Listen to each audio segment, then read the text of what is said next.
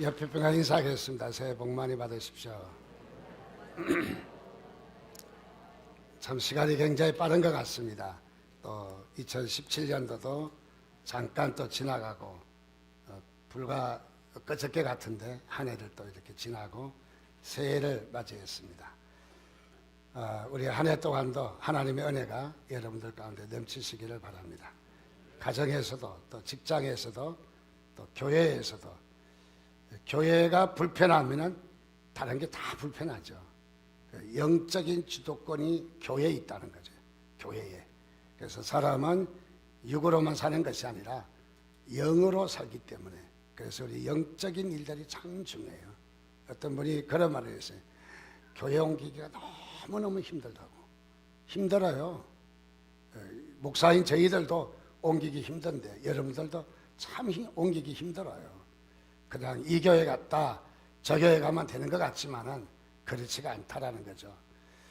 한 해 동안도 교회가 우리 교회가 걸어오면서 그동안 평안으로 하나님의 축복 참 많이 받았습니다. 여러분 감사하시기 바랍니다. 우리 교회처럼 아름다운 교회도 없고 우리 교회처럼 평안한 교회도 참 드문 것 같아요. 하나님께서 우리 각자 기도하는 여러분들 축복하신 거예요. 그래서 세습 이런 문제로 제가 서울에 있는 큰 교회 아주 두 개가 아주 그냥 만신창이가 되어 있습니다. 그래서 교회에 시끄러워서 교인들이 너무너무 힘들어하더라고요. 너무너무 힘들어요. 저는 세습할 염려 없으니까 걱정 마시기 바랍니다. 그 아들을 안 낳습니다. 아들을 낳아야 되는데 또 사회도 신학 안 하니까 염려하지 마시기 바랍니다. 또 저는 있어도 하지 않을 생각입니다. 주례를 안수받게 할까? 어쨌든 한 해 동안도 우리 교회가 평안하시고 또 가정도 평안하시고 하나님께서 큰일 하실 때도 있지만은 또 다소 어려움도 있겠지만은 평안하시기를 주님의 이름으로 축원드립니다. 그래서 금년에는 우리 교회 표어를 이렇게 잡아봤습니다. 나보다 남을 각각 낮게 여기라.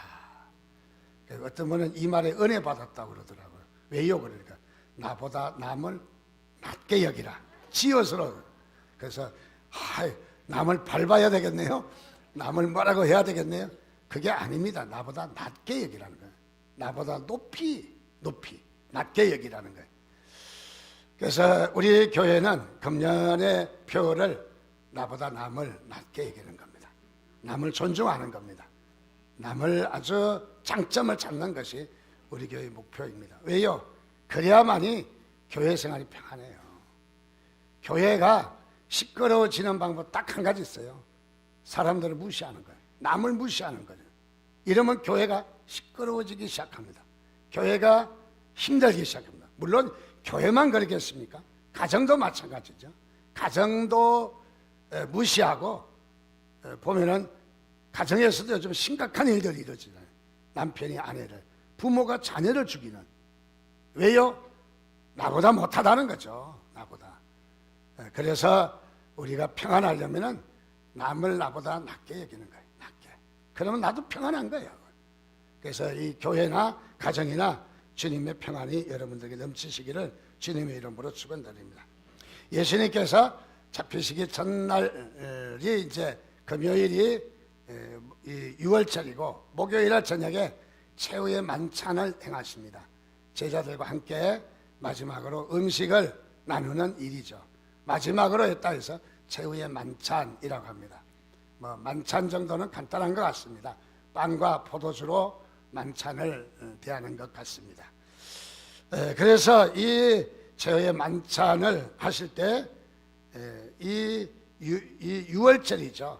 다음 날이 6월절입니다. 6월절 하루를 앞둔 날 목요일 날 저녁에 이렇게 만찬을 하게 되었습니다. 자, 이 만찬을 하는데 꼭 한 가지 해야 될 일이 있어요. 그것은 무엇이냐면 손과 발을 씻어야 되는 거죠. 이 유대인들은 아주 이것을 중요하게 여깁니다. 그래서 손과 발을 씻는 일입니다. 특별히 여러분들 중동 지역을 여행할 때에 식당에 그냥 이렇게 들어가서 앉으시면 다 다 쳐다봐요. 동양 사람이 와서 잘생겨서 쳐다보는 것이 아니라 저 인간들은 뭐 저런 것들이 있나. 왜 그러냐면 왜 손을 안 씻고 저 자리에 앉느냐. 그래서 들어갈 때 중동이나 이런 데 여행할 때는 먼저 들어가서 물론 짐은 풀어야 되겠지만은 화장실에 가서 손을 씻고 그러고 자리에 앉아야 돼요. 그래야만이 사람들이 이상하게 여기지 않아요. 근데 그냥 가서 앉으면은 이상하게 여겨요. 사람들이 다 자꾸 쳐다봐요. 어떻게 저렇게 앉을 수 있을까? 굉장히 아주 이렇게 이상하게 보는 것이죠. 자, 유대인들은 이렇게 이 손 씻는 것이 그들에게는 전통입니다. 특별히 요한복음 2장에 나타난 갈릴리 가나의 사건이 있습니다. 물로 포도주를 만든 사건이 있죠. 바로 이 사건에 중요한 단어가 나옵니다. 그것은 다름이 아니라 유대인의 결례를 따라 통 6개, 물통 6개 물을 채웠다.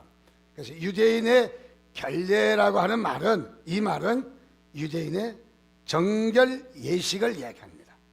유대인들의 정결 예식, 유대인들의 정결 예식은 뭐냐 하면은 바로 손발을 씻고 음식을 대하는 겁니다.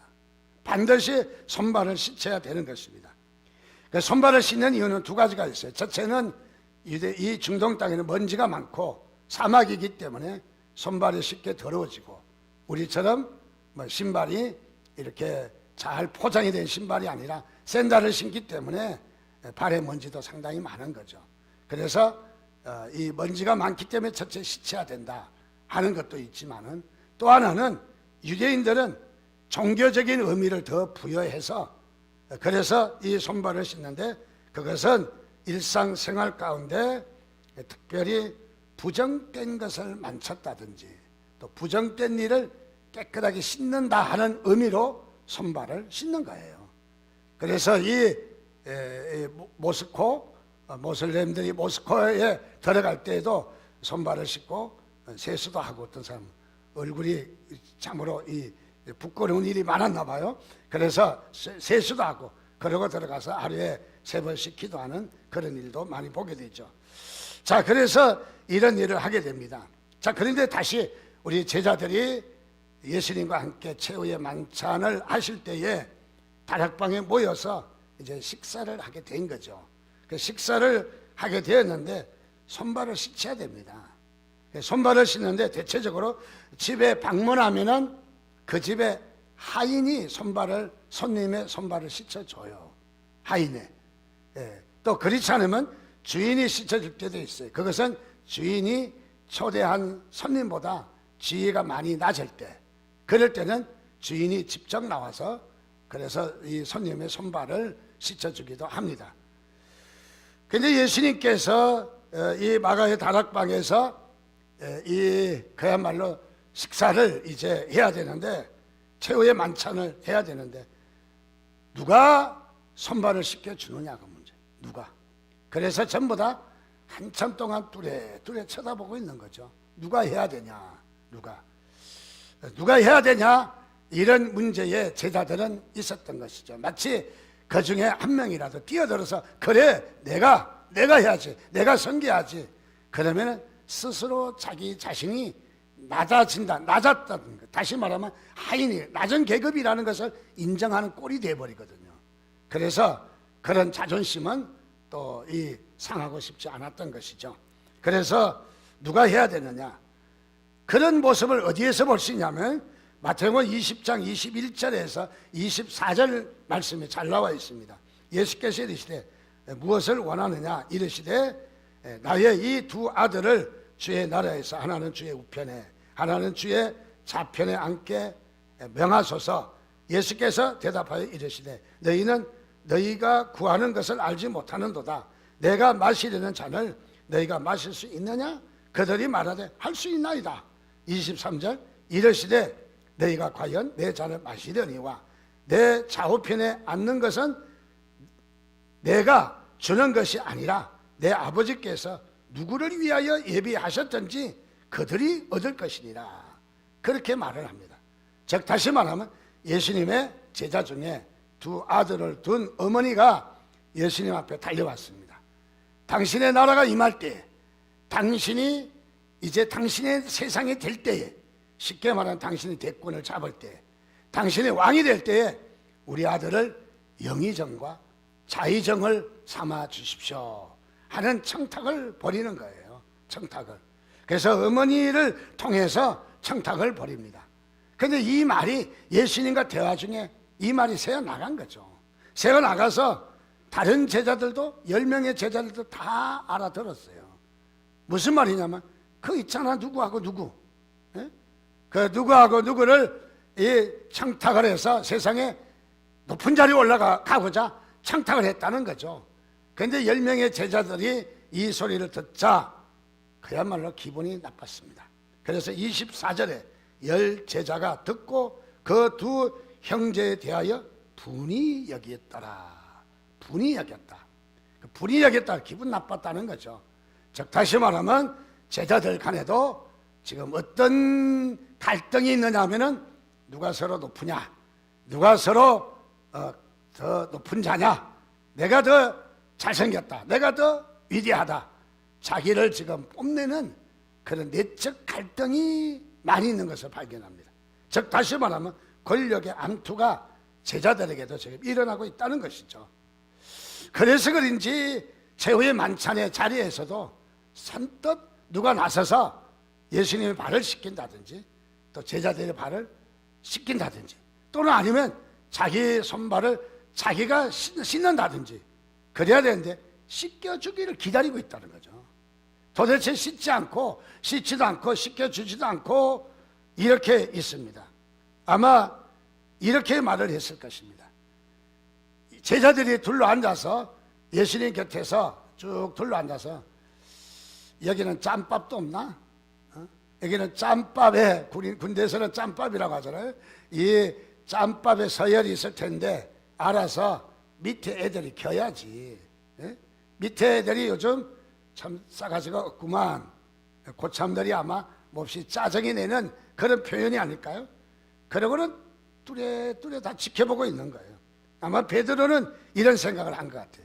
내가 그래도 수석 제자인데, 수석인데, 1등인데 내가 발은 시킬 수는 없지.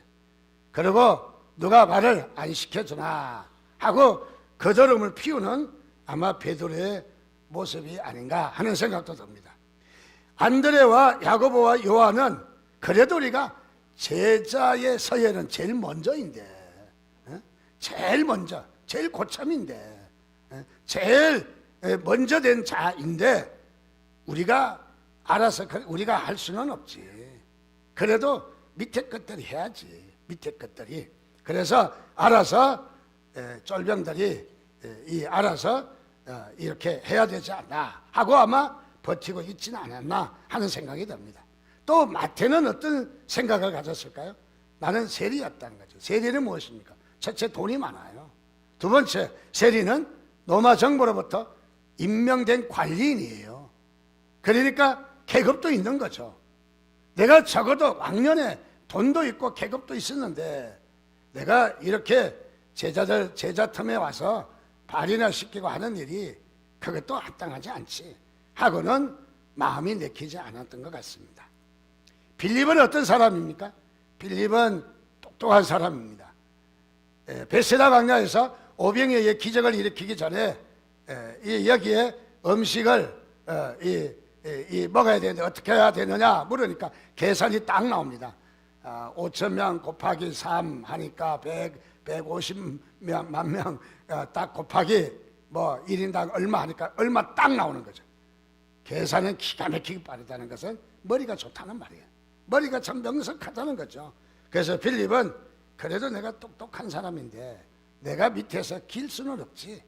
그러고 아마 발을 씻기지 않는 것 같습니다.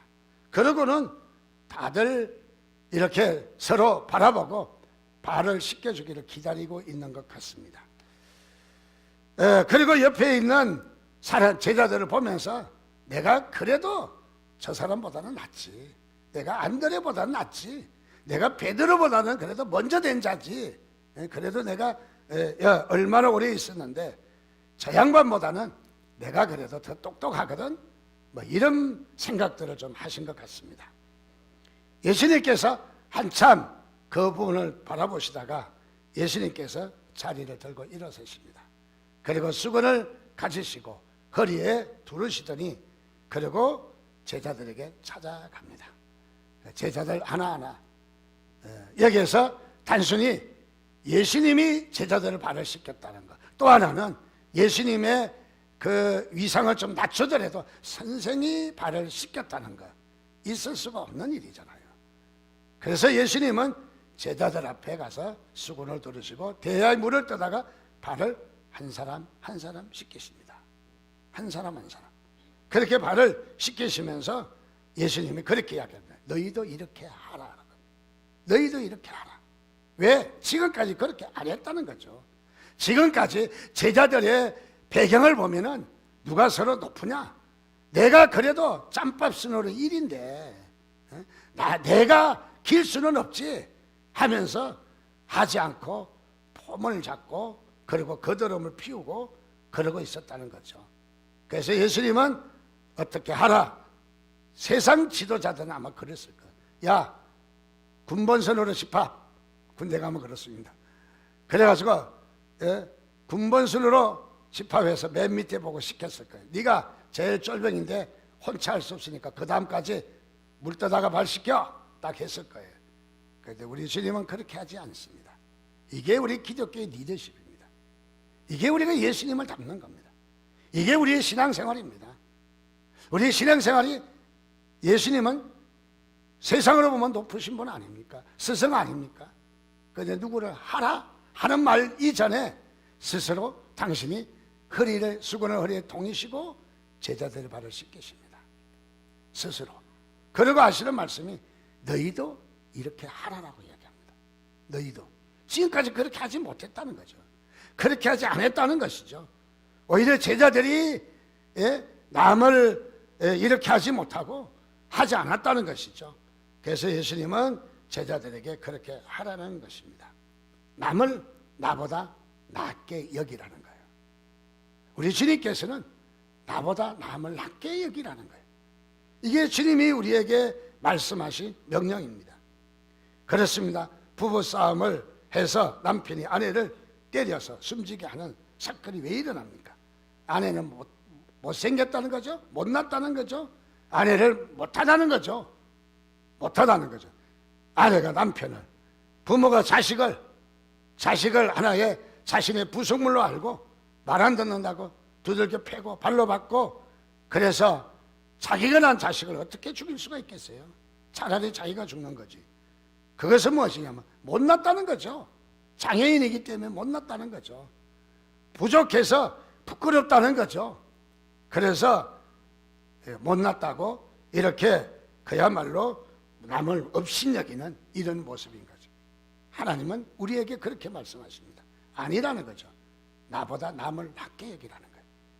금년에도 우리 교회가 남을 낮게 여기는 우리 교회가 되시기를 주님의 이름으로 축원드립니다.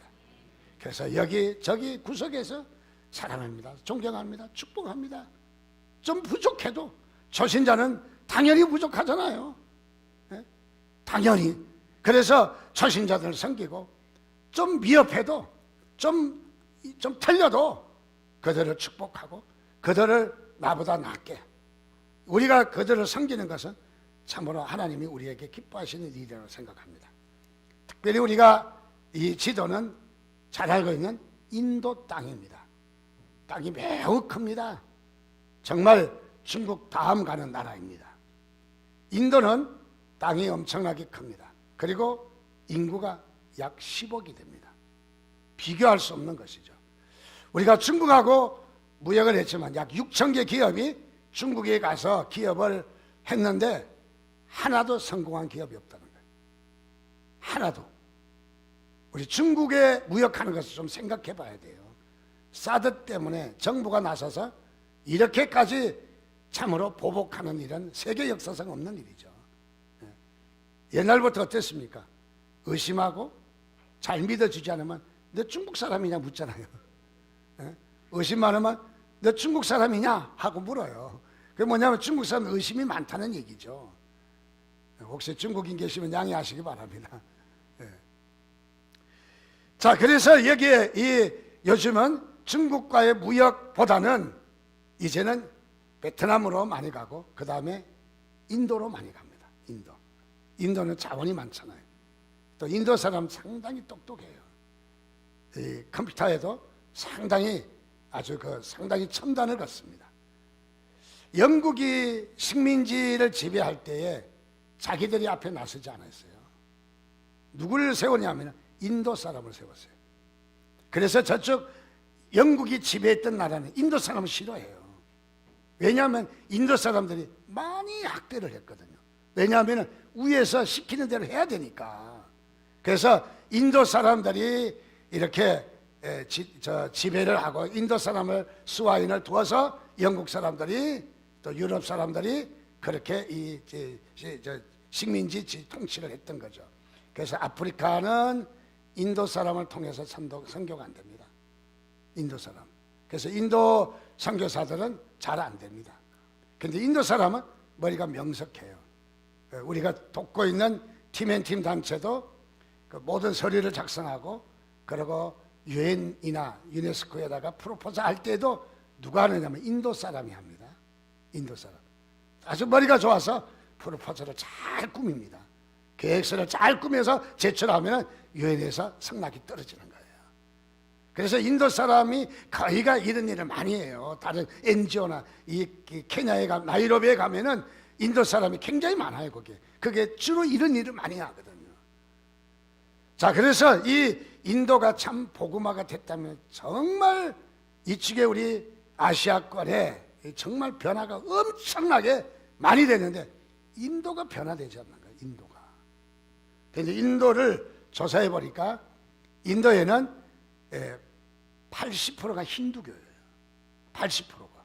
그리고 3%가 기독교인이에요. 인도의 기독교인 숫자가 3%밖에 안 되는 거죠. 참 너무너무 안타까운 거예요. 그러면은 선교 역사가 짧으냐? 우리나라의 선교 역사는 약 150년 잡는데 우리나라의 기독교는 약 15% 내지 20% 잡거든요. 급성장한 것이죠. 경제도 급성장했지만은 선교도 급성장한 거예요. 그래서 대체적으로 나라의 위상과 그야말로 복음화율은 같이 가더라고요. 같이. 이 복음화가 되고 이 기독교를 하는 이 프로테이지의 만큼 경제 성장이나 나라의 이 위상이 높아지는 것을 발견합니다. 그래서 우리는 기독교가 들어오고 난 뒤에 사실 우리 한국은 엄청나게 달라졌어요. 엄청나게. 자, 그런데 이 인도 땅에는 복음화가 일어나잖아요. 복음화의 이 선교 역사가 얼마인지 아십니까? 2000년입니다. 200년이 아닙니다. 2000년입니다. 2000년. 2000년인데 아직도 인도 땅에는 선교가 되지 않고 3%. 그것도 어떤 특정한 지역만 조금. 그래서 선교가 되지 않는 나라예요. 왜 선교가 안 될까? 여러 가지가 있겠지만은 한번 이유를 찾아봤어요. 다름이 아니라 그것은 그 중에 간디를 무시할 수 없어요. 인도에서는. 이 마하트마 간디가 인도의 수상으로서 유명한 수상이거든요. 간디가. 그래서 이 간디의 영향력이 적지 않다는 거예요.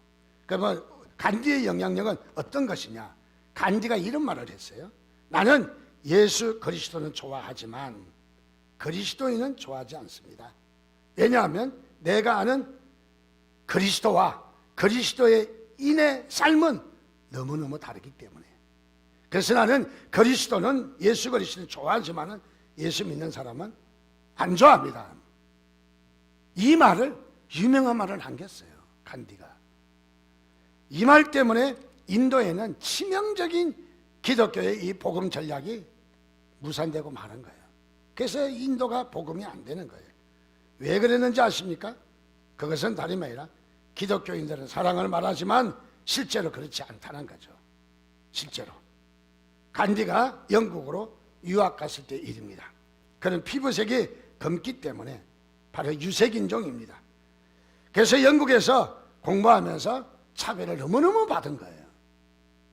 영국은 그때는 기독교 국가, 거의 기독교 국가 아닙니까? 요즘은 영국이 무너지고 있잖아요. 영국은 이슬람에 의해서 무너집니다. 영국 공회에 가면은 아주 새카만 까마귀밖에 없어요. 히잡 쓴 거, 모슬림 히잡 쓴 까만 거, 여인들. 그래서 이 영국이 그렇습니다. 또 프랑스는 어떻습니까? 프랑스는 인구 증가율이 1.18이거든요. 근데 그래도 이 결혼해서 아이를 조금이라도 프랑스는 낳는데 그 인원을 조사해 보니까 거의가 다 모슬렘이다. 이런 결론이. 그러니까 유럽이 지금 모슬렘화되고 있어요. 지금 무너지고 있어요. 기독교가 무너지고 있어요. 자, 그런데 여기에 영국에 유학했던 간디는 어떤 무시를 당했느냐 하면 혈색인종, 유색인종이라고 버스에 탔는데 이 영국 사람들이 뺨을 때리면서 버스를 못하게 끌어내린 거예요. 그래 짓밟고 그렇게 한 거예요. 그러니까 얼마나 당했습니까? 유학생들 가운데 정말 크리스찬이, 다른 사람 몰라도 크리스찬이, 예수 믿는 사람이 이렇게 무시하고 짓밟을 수 있을까? 정말 상처와 한이 맺힌 거죠. 한이 맺혀서 그는 피부색이 다르다는 이유로 그야말로 무시당하고 그는 이렇게 짓밟힌 이 아픈 쓰라린 상처를 가지고 이 인도에 돌아와서 바로 이 기독교인을 좋아하지 않는다고 말을 함으로 말미암아 인도에 복음화가 안 되는 거예요. 그래서 이 인도 땅에는 복음화가 되지 않는 그런 모습이 많습니다. 그렇습니다. 인도 땅에는 기독교를 받아들이지 않는 결정적인 이유가 바로 기독교인들이 남을 나보다 낫게 여기지 아니한 거죠. 우리는 여기에서 무너집니다. 복음이 우리가 문제가 돼서 무너지는 게 아니에요. 하나님의 성령의 역사가 약해서 무너지는 게 아니라고요. 교회도 기도가 부족해서 무너지는 게 아니라고요. 물론 기도로 이걸 극복해야 되겠죠. 문제는 무엇이냐면 다른 사람을 나보다 낮게 여기지 아니하기 때문에. 그래서 흔히 나오는 말이 교회 갔더니 찬밥이야. 저는 찬밥을 더 좋아합니다. 교회 갔더니 무시해 나를. 여러분은 스스로 교회에서 남을 섬기시기 바랍니다. 우리가 섬기지 않으면은 우리 한국 기독교도 지금 마이너스 성장이잖아요. 우리가 그야말로 1000만이, 약 1200만이 되는 기독교인이 지금 700만으로 떨어졌어요. 이렇게 떨어진 것은 무엇입니까? 기독교가 남 생각 안 하잖아요. 남 생각 안 해요. 그래서 우리는 남을 낮게 여기지 못하는 우리의 모습이 볼 수가 있습니다. 그래서 성경에는 이렇게 이야기합니다. 다시 한번 읽습니다. 시작. 아무 일에든지 다툼이나 의형으로 하지 말고 오직 겸손한 마음으로 각각 자기보다 남을 낮게 여기라. 여기 겸손한 마음으로 자기보다 남을 낮게 여기라. 이래도 충분한데 각각 한 사람 한 사람이 각각 이 하나하나가 소중하게, 아니 다른 사람 할 거야 밀어두지 말고 내가 해야 된다네. 내가 각각 개인이 한 사람이 남을 나보다 낮게 여기지 아니하면 교회는 하얀 길이라는 거예요. 교회는 무너진다는 거예요. 그 위대한 복음이 사장된다는 거죠. 복음이. 교회가 사는 길은 무엇이냐? 남을 섬기는 겁니다. 남을 섬기지 않으면 우리는 결코 우리는 살아날 수가 없는 것이죠. 그래서 우리는 다툼이나 허용으로 하지 말고 겸손한 마음으로 각각 자기보다 남을 낮게 여기라. 겸손이라는 말은 어떤 말이냐 하면은 이것은 자신을 자기의 가치 이하로 낮게 여기는 마음입니다. 즉 다시 말하면 이 겸손이라는 것은 그림에서 볼 수 있는 것처럼 굽실거리며 복종하는 노예의 모습이라는 거예요. 노예의 모습. 내 가치보다 나를 낮게 여기는 거예요. 내 가치보다, 내 존재보다 나를 높이 놓는, 그야말로 훅가시 좀 넣는 게 아니라 내 존재보다 나를 낮게 여기는 거예요. 내 기준보다 낮게. 그렇게 여겨야 된다는 거죠. 예수님은 제자들에게 그랬듯이 바로 이 제자들에게도 말씀했듯이 바로 이렇게 하라라고 말씀하는 것이죠. 그게 무엇입니까? 겸손하라라는 말입니다. 제자들은 겸손이란 말에 익숙하지 않은 것 같습니다. 제자들은 겸손하지 못했던 것 같습니다. 사도 바울은 빌립보 교인들에게 편지를 했습니다. 그리고 오늘 말씀을 쓴 것이죠. 겸손한 마음으로 남을 나보다 낮게 여기라 라고 말합니다. 자, 이렇게 말하면서 2장 6절에 가서 이렇게 이야기합니다. 같이 읽습니다. 시작. 그는 근본 하나님의 본체시나 하나님과 동등됨을 취할 것으로 여기지 아니하시고, 예수님은 하나님의 아들이라고 그러는데 사실 예수님 자신이 하나님이셔요. 그러나 하나님의 성부 하나님에 의해서 성자로 오셨기 때문에 아들이란 표현을 씁니다. 계급이 낮다든지 아니면 본질이 낮다든지 아니면 차이가 있는 것은 아닙니다. 하나님 자신이십니다. 하나님요. 그 하나님이 인간의 몸을 아들의 몸으로 입고 이 땅에 오셨다는 거죠. 자, 그분이 누구냐면 예수님이 하나님이십니다. 하나님이신데 예수님은 어떻게 성부 하나님과 동등되게 여기지 아니했다는 거예요.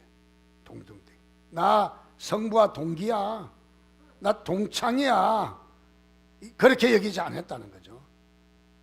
예수님은 하나님이시지만은 자신의 자리를 내려놓고 육신의 몸을 입고 이 땅에 인간이 되셨다는 거죠. 그게 뭐냐면 낮아지셨다는 거예요. 그게 바로 낮아지셨다는 거죠. 그리고 이 땅에 오셔서 하나님이신 그분이, 신이신 그분이 죄인된 인간들하고 비가 맞겠습니까? 문화가 맞겠습니까? 생각이 맞겠습니까? 말이 통하겠습니까? 전혀 통할 수 없지만은, 그러나 우리 예수님은 또 우리를 섬기시겠다. 죄인된 우리를. 아니, 여러분들 강아지 예쁜 강아지도 많습니다만은 말 안 듣는 강아지 섬기고 싶습니까?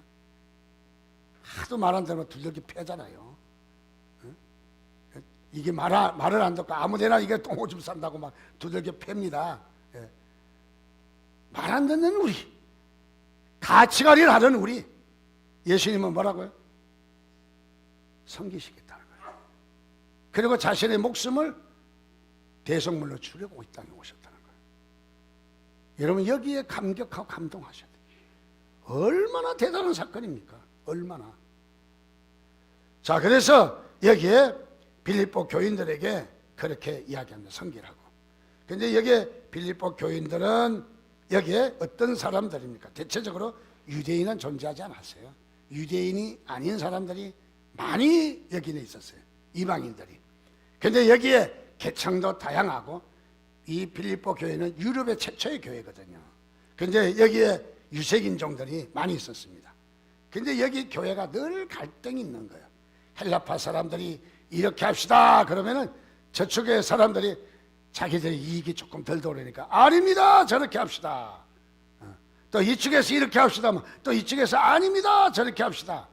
교회가 잠잠할 날이 없는 거예요. 잠잠할 날이. 그래서 교회에서도 갈등이 있고, 또 자신의 이익을 관철시키기 위해서 이런 보이지 않는 갈등들이 많이 있었습니다. 그래서 이 교회 크고 작은 분란들이 끊임없이 일어나는 거죠. 끊임없이. 그래서 바울은 빌립보 교회에다 편지를 써서 이렇게 말합니다. 옆에 있는 분이 너보다 낫다. 너보다 나은 사람이야. 옆에 있는 분이 좀 부족하게 보여도 너보다 나은 사람이다. 그래서 옆에 있는 사람을 너보다 낫다 생각하고 그를 섬겨라. 그렇게 하지 않으면 안 된다라고 아주 이 따끔하게 나무랍니다. 자, 그러면 우리가 나보다 남을 낮게 여기려면 어떻게 해야 될까요? 첫째, 남이 나보다 나은 점이 있다는 사실을 인정해야 합니다. 그래서 여러분이 보는 시선이 달라져야 돼요. 어떤 시야가 있느냐가 중요한 거죠. 우리가 성공하려면 눈이 먼저 바뀌어야 돼요. 눈이 바뀌어야 돼요. 영안의 눈이 바뀌어야 됩니다. 단순히 육신의 눈이 아니라 영안의 눈이 바뀌어야 합니다. 볼 수 없는 것을 봐야 됩니다. 우리 지난 금요일날 이런 설교를 했습니다. 아프리카 땅에 어느 회사에서, 구두 회사에서 아프리카 땅을 조사해 갖고 오라. 두 팀을 보냈습니다. 한 팀 갖고는 부족할 거니까. A팀이 보고합니다. 아프리카 땅은 절대로 신발 장사 안 됩니다. 왜냐하면 아프리카 사람들이 신발을 신지 않습니다. 그러니까 신발 팔 생각도 하지 마시고 안 됩니다. 그런 보고가 왔어요. 근데 또 한 팀의 B팀의 보고가 들어왔습니다. B팀의 보고는 황금의장입니다. 아프리카 사람들이 신발을 신지 않고 있는데 아프리카 사람들에게 신발을 신기면은 그야말로 대박납니다. 자, 똑같은 상황이에요. 똑같은 상황. 전혀 다르지 않습니다. 똑같은 상황인데 볼 수 있는 눈이 중요하잖아요. 어떻게 보느냐가 중요합니다. 예를 들어 옆에 분들이 10가지 중에 9가지가 내가 더 위대하고 더 잘났고 더 잘생기고 더 뭐 가진 거 있고 더 계급도 있고 더 뭐 학력도 있고 뭐 더 출신도 좋고 다 좋아요. 그러나 한 가지가 그분이 난 게 있다면 그것만 보라는 거예요. 그것만. 말이 좀 안 되는 말이지만 이렇게 말합니다. 옆에 분이 다쳐서 다리를 조금 절어요. 그래서 이렇게 걸어요. 이렇게. 그러면 어떻게 하면 장애인이죠? 어떻게 보면.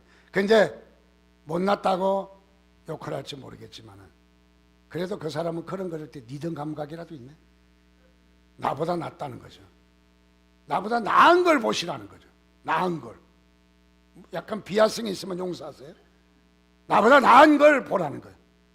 그래서 10가지 다 보니까 9가지가 나보다 못해도 한 가지 나은 게 있으면 그 사람은 나보다 낫다라고 하는. 나보다 낫다. 그것만 보라는 거예요. 9가지 보지 말고. 자, 그래서 남이 나보다 나은 점이 무엇인가 그것을 볼 수 있어야 합니다. 두 번째로 우리는 다른 사람을 남을 나보다 낫게 여기기 위해서는 다른 사람에게서 나보다 나은 점이 무엇인지를 발견해 나가야 되는 거죠. 그냥 두면 안 된다는 거죠. 찾아야 된다는 거죠. 찾아야. 여기 발견이란 말은 찾아야 된다는 말이죠. 찾아야 된다. 우리는 나은 점을 그냥 우리가 통상적으로 보면 없지만은 그래도 가만히 따지고 보면 나보다 나은 점이 있어요. 긍정적인 시각이라든지 아니면 잘 드신다든지 뭐든지 있잖아요. 그런 점을 찾아야 된다는 거예요. 그런 점을 찾지 않으면은 우리는 스스로 어려움이 생긴다는 거예요. 어느 교회 권사님이 계셨는데 이분은 신앙에 있어서 상당히 교만한 분이 자기 외에는 잘난 사람이 없는 거예요. 특별히 자신이 잘났다고 생각하는 것은 다름이 아니라 기도를 많이 하는 권사님이에요. 그래서 다른 사람을 기도를 안 하니까 아주 눈에 뵈지를 않는 거죠. 특별히 새벽 기도 마치고 이분은 1시간씩이나 열심히 큰 소리로 기도하고 가는데 다른 사람은 달랑 새벽 기도 끝나면 뽀르륵 가고 20분도 못하고 뽀르륵 가고 그래서 아이고 저 인간들 저래가지고 무슨 신앙생활을 할 수 있나. 그래서 딴 사람들 무시한 거예요. 그리고 자기가 기도하니까 나는 1시간씩이나 기도하는 거예요. 나는 1시간. 여러분 1시간 기도하면 좋습니다. 그런데 교만하면 안 되는 거죠. 그래서 남을 무시했는데 특별히 이 집사님과 나이벌 되는 집사님이 계셔요. 이 집사님은 20분 하고 가는데 나보다 더 존경받고 교회에서도 나보다 더 이렇게 좋은 그 영향력이 흐르고 있거든요. 근데 이해를 못하는 거야. 어떻게 기도도 20분밖에 안 하는 그 집사를 저렇게 사람들이 좋아하고 사람들이 따르는가. 그래서 이해를 못한 거죠. 그래서 이해를 못하고 항상 그 집사님은 대결 구도로 항상 좀 뭐라고 할까 그 집사님을 좀 더 경멸하는 그런 마음을 가지고 있었습니다. 하루는 잠을 자고 새벽 기도 나오는데 시계를 잘못 보고 나왔어요. 이 권사님이 5시에 나와야 되는데 우리 교회식으로 하면 4시에 나간 거예요. 시계를 잘못 봐서. 하나님은 종종 실수를 통해서 일하신다. 그런데 4시에 나가서 보니까 깜짝 놀랐어요. 자기하고 나이벌 되는 집사님이 기도하고 있어요. 1시간 전부터 기도하고 있어요. 왜 이분은 이러시냐면 출근 시간이 바쁘기 때문에 새벽 기도 마치고 빨리 가야 되기 때문에 아예 1시간 전에 나와서 기도 생활을 하는 거죠. 거기에서 이 사람은 깜짝 놀란 거예요.